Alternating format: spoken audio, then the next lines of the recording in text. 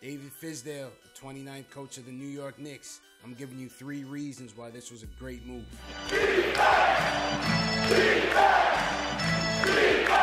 What's good, Knicks Nation? It's your boy CP, the NY Fanatic.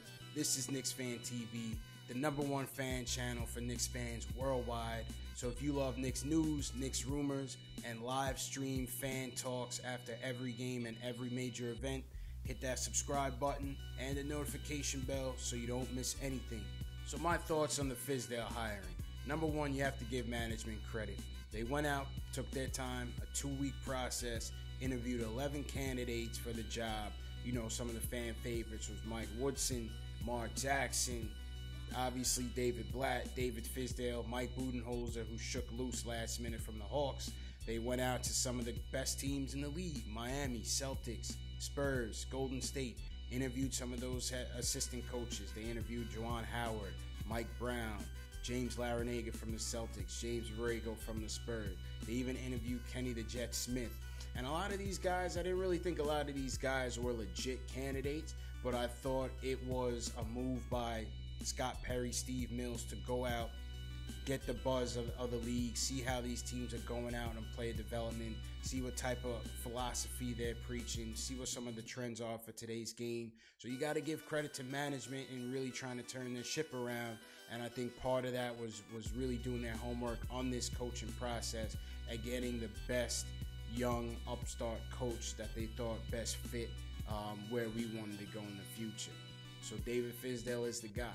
Now, one thing about Fizdale that I like, he came from the Pat Riley coaching tree.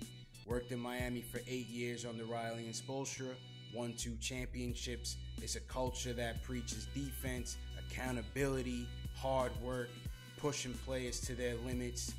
Listen, that's how the Knicks were built.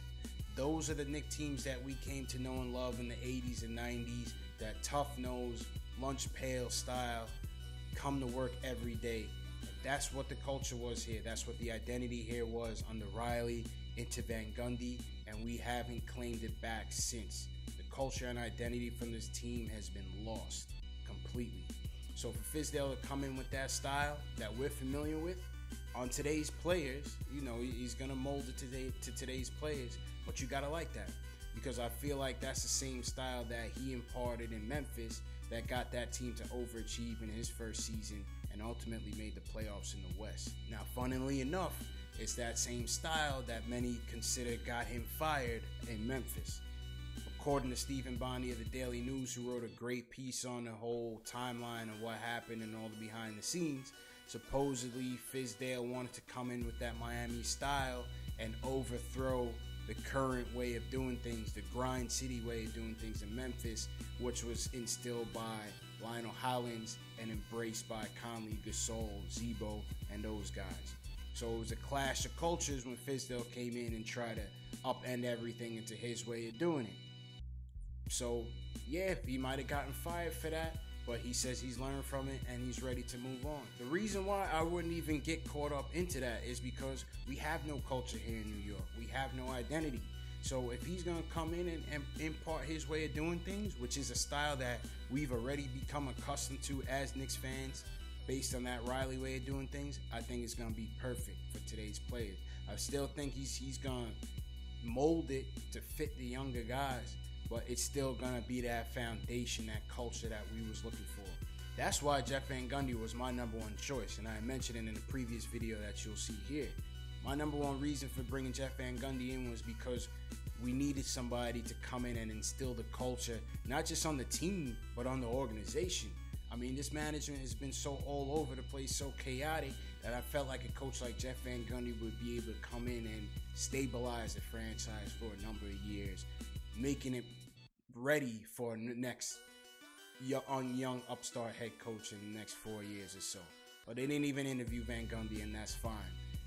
To me, bringing in Fizdale is the next best thing because he understands that same mindset and can impart that wisdom on a younger team. See what happens. Secondly, respectability around the league. It's important. We saw that when he got fired and when he just got hired by the Knicks, the outpouring of support from coaches and players around the league. Fizdale comes highly touted, and you can't overlook that. He comes off as a player's coach, but at the same time, he's going to hold these players accountable.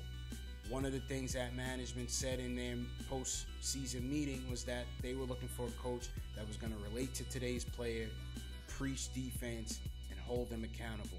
I'm going to get to defense next, but those other 2 points in player relatability and accountability, I think Fizdale fits that mold, and I think that's exactly what they were looking for in a coach like Fizdale. Lastly, defense.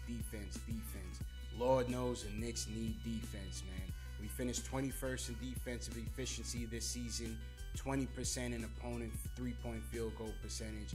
You saw it every game in and game out. It was a field day on the three-point line for many teams in the league. The year before Fizdale got to Memphis, they finished 19th in defensive efficiency. His first full year, which was 2016-2017, they finished 7th. When he got fired, they were at 12th, and they finished the year this past season at 24th. With Fizdale, he's going to bring that defensive mentality. We already have some of the pieces in place. KP established himself as a rim protector last year. Frank Ntilikina at the age of 19 already established himself as one of the best perimeter defenders in the league. We'll see what happens in the draft. We have Dotson, who's going to be coming off the bench. You'd expect him to get some more minutes. His defense was pretty decent last year. So it's going to be interesting to see what Fizdale's scheme is and how that influences the team. But you got to be encouraged by what you've seen in both Miami as an assistant and in Memphis as a head coach. Defense. So there's reason to be optimistic to me. Is there reason to be pessimistic? Of course. It's the Knicks. Number one, you could look at his short resume. He only had a year and a half as a head coach, so we really don't know him per se. Number two, it's our 11th coach in the last 16 years, 5 this decade. So is Fizdale going to be the guy to break the mold, break the cycle, or is it just going to be another revolving door of head coaches? Part of that to me has been the inability of the coach and management to see eye to eye. So it's up to this management to let him come in, instill his culture, instill his schemes, let him work. We all know next year is probably going to be another lost season. We'll probably be back in the lottery. Let him do his thing. We got to grow. We need stability on this franchise. We haven't had that stability since the Riley Van Gundy days, and it's evident in the way these teams play, and the players that we bring in and out of here, and the decisions that management makes. So most importantly, Scott Perry, Steve Mills need to support Fizdale by bringing in the players to help him succeed, which means this year's lottery, assuming next year's lottery, you got to hit home runs. Lottery's a crapshoot. A lot of luck is involved. You got to get lucky, man. Which also means 2019-2020 free agency, we have to have the financial flexibility to get maybe 1 or 2 max players to fortify with KP and some of the young guys that we would have acquired over the last 3 years. So it's a whole team, it's a whole cycle that needs to come together for us to move it forward. We know we're a long ways away from getting to the promised land, but I like the hiring of David Fizdale as a good first step. Now you could also look at the feud with Gasol and say, well, maybe his player relationship skills aren't that great. But you know what? He said he's learned from it. He moved on from it. He's already trying to set the table properly by going out to see KP in Latvia eventually. We all know that the relationship between KP, his brother, and Knicks management is a little bit strange right now, especially with KP going into a contract year. So you like to see that Fizdale is going out there early to establish that bridge and build that bridge with the franchise player at the moment. So that's a good sign. Bottom line, I'm happy with the hire. It'll be interesting to see what type of offense he's going to implement. Like I said earlier, it'll be interesting to see how his defense influences this team. Get some of these guys who aren't known as being strong defenders, seeing how they improve. So I'm interested to see how he views the point guard situation right now, especially Frank Ntilikina. Does he feel like we need a draft for point guard? What's going to be his input in the draft and the overall roster moves this season? Either way, let me know what you think about the Fizdale hire. I know a lot of you Knicks fans out there wanted Mark Jackson and were disappointed that Mark didn't get picked. Let me know. Did you like the Fizdale hire? Did you not like the Fizdale hire? Leave it in the comment below. Tune in next Tuesday, May 15th, 8 p.m. Eastern for the Knicks Fan TV live stream fan talk. We're going to watch the NBA draft lottery, see where the Knicks pick, and take your phone calls on who the Knicks should select at that slot. Be sure to subscribe, hit the notification bell so you don't miss it.